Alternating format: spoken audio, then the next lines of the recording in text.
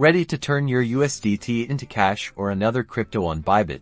Let's get started. First, tap the assets icon at the bottom right corner of your Bybit app. This is where all your holdings are stored.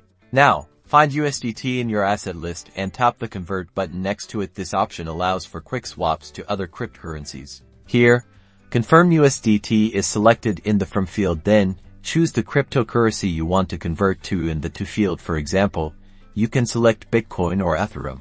Enter the amount of USDT you want to sell. Double-check all the details, then tap on the Preview or Confirm button. An order confirmation will pop up. Pay close attention to the exchange rate and the amount of the other cryptocurrency you will receive. You'll usually have a short window to accept the quote before it expires due to price fluctuations. If you're happy with the details, quickly tap Confirm or Convert. You'll see a confirmation message when the conversion is successful, and that's how you sell your USDT on Bybit, easily converting it to other cryptocurrencies.